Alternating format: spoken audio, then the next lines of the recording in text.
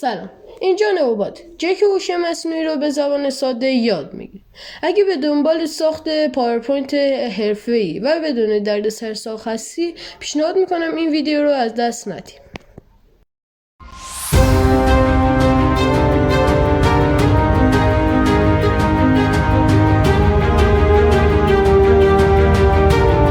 خب، گاما یه ابزار هوش مصنوعی که فقط با نوشتن یه جمله یه راه کامل میسازه برات. از متن گرفته تا تصویر همه چی رو خودش میچینه بدون نیاز به پاورپوینت یا حتی فتوشاپ. بریم که داشته باشیم. خب البته اینو من از قبل وارد شده بودم برای اینکه حالا چیز سر بشه، یکم تندتر باشه، سرعت ویدیو بره بالاتر.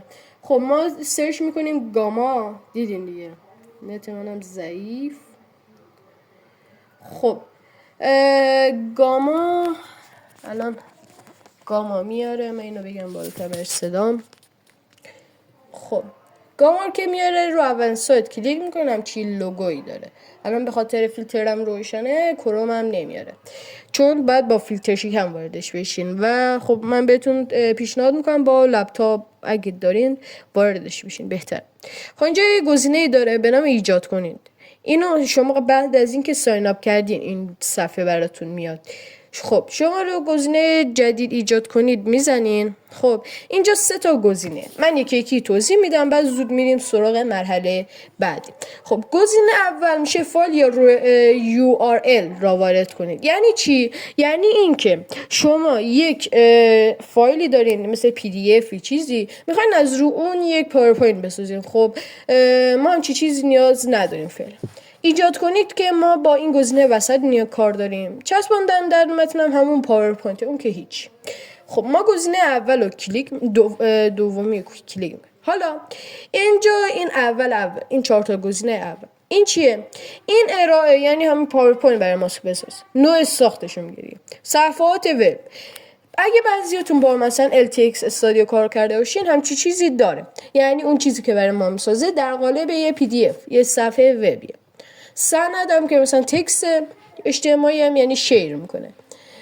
اینجا تعداد کارت رو به ما نشونده که حالا از 15 تا به بعد ما باید یک اشتراکی خریداری کنیم که تو ایران هم نمیشه.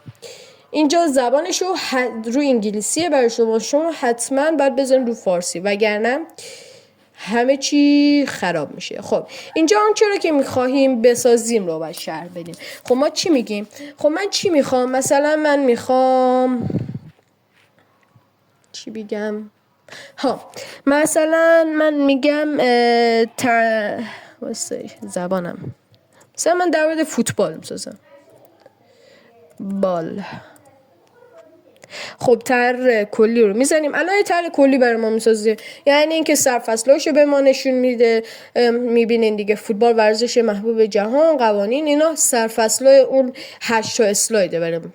بعد اینجا تعداد اعتبار به ما نشون میده. ما هر روزی اعتبار به ما میده، ما میتونیم طبق اون بسازیم. البته 360 برای من، چون من الان چند ماه این اکانت رو دارم وگرنه برای شما فکر کنم 200 یا 40. خب اینجا تم ها رو ما میتونیم مشخص کنیم که البته شما اگه با گوشی باشید ایجاد کنید و بزنید بعد تم ها میاد. خب من چون حالا با لپتاپ هستم اول تم ها رو مثلا از همین اولی خوشم میاد. نه روی این میذارم. خب بعد مقدار متنش رو دیگه خیلی زیاد باشه، به تفصیل باشه، به اندازه باشه، خیلی هم کوچیک نیست. من میگم رو همین خوبه. منبع تصویرش خب قطعا هوش مصنوعی باشه. سبک تصویر بازم به ما اگه شما خیلی میخواین با دقت باشه اینجا رو کامل میکنین. مدل تصویرم که آیدوگرام بهترین مدل هوش مصنوعی. خب ایجاد کنید و میزنیم و وای میسیم برای در حال تولید دیگه. الان تو موقع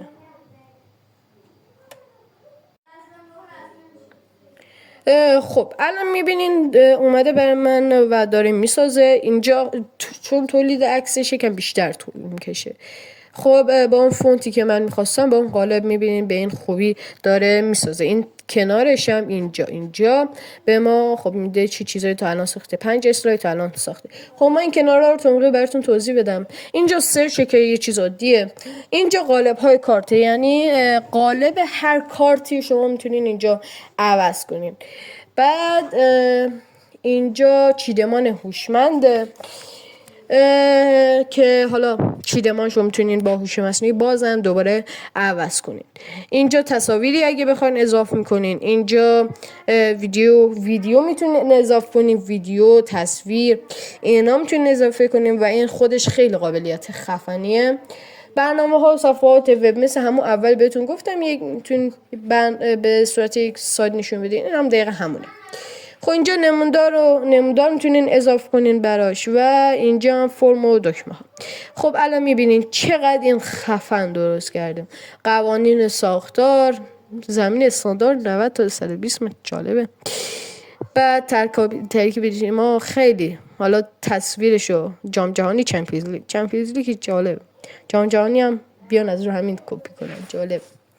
خب اینا برترینا رو میگه، ستارگان جهانی، لیونل مسی، کریستیانو، پله، مارادونا، اسطوره‌های ایرانی، علی دایی، علی کریمی، مهدی. خیلی این تصویر جالبی از آقا علی داییه. مربی تاثیرگذار این پپ گواردیولا، جالبه، خوش آمد.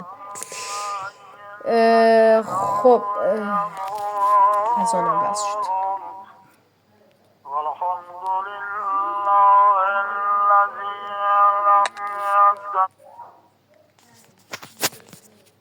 خب 3 2 1. خب میگفتیم دیگه رشد فوتبال، گردش مالی سالانه 28 میلیون دلار، خیلیه. و خب حالا امیدوارم از این ویدیو خوشتون. البته الان می‌خوایم بریم باز برای سیوش. خب اینجا این 3 نقطه این بالا داره، ما اینو میزنیم. البته این یه بار دیگه اینجا موضوع تم رو میتونیم ویرایشش بدیم، تمش رو عوض کنیم، نه چیز دیگهش. به اشتراک بذارید، این هم گزینه جالبیه. حاضر شوید. یک پاورپوینت یک گزینه داره به نام اسلاید شو، اینم همونه، خیلی جالبه. بعد حالا مثلا میتونین باز انیمیشن بهش بدین، نه جالبه. اینجا همه کارت ها رو با هوش مصنوعی باز دوباره ویرایشش کنین. اینجا رو ما میزنیم برای سیوش. اینجا واگرد تاریخچه های نخست، لوگو و رنگ و اینا اگه بخواین عوض کنین. اینجا نظرات تجلیل تحلیل این انتشار در سایت، اگه بخواین تو همین ارائه میره تو سایتشون و خب یکم طول میکشه. ما برای سیو این پاورپوینت این صادرات رو میزنیم. خب 4 تا چیز داره، 4 تا فرمت داره. یکی پی دی افه، یکی پاورپوینته، یکی به صورت اسلاید های گوگله. این خیلی جالبه، من امتحان کردم. یکی هم به عنوان عکسه. خب من پاورپوینت رو میخوام دیگه، دانلودش میکنم. بعضیا طول میکشه، خودشون میفرستن به ایمیلتون. اگه هم نه طول نکشید، اینترنتتون خیلی خوب بود، همونجا بهتون تحویل میدن.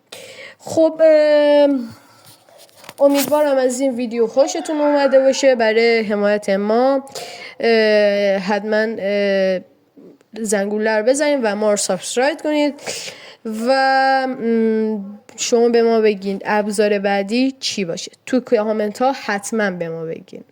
مرسی، ممنون. تا ویدیو بعد، خدا نگهدار.